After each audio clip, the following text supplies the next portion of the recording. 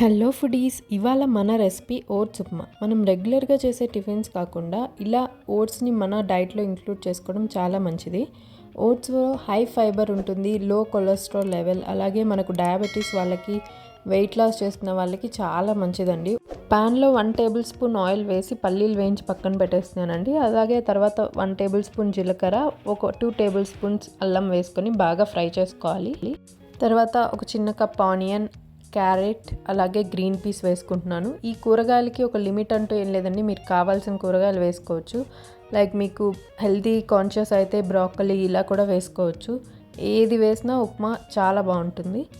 అలాగే ఒక cup oats వేసుకొని కొంచెం ఫ్రై చేసుకుంటున్నాను.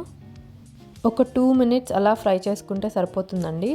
తర్వాత 1 టేబుల్ స్పూన్ సాల్ట్, అలాగే కొంచెం పసుపు వేసుకొని బాగా ఫ్రై చేసుకుందాము ఒక 2 మినిట్స్. ఈ రెసిపీని మనం నైట్ డిన్నర్లోకైనా చేసుకోవచ్చు, చాలా లైట్గా ఉంటుంది.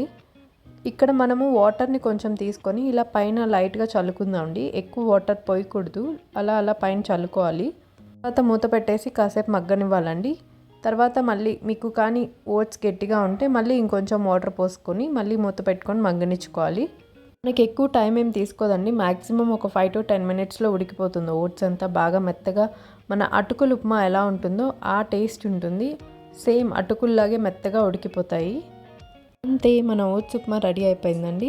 తర్వాత మనం కొంచెం కొత్తిమీర, కొబ్బరి తురుము, అలాగే వేరుశనగపప్పులతో గార్నిష్ చేసుకోవచ్చు.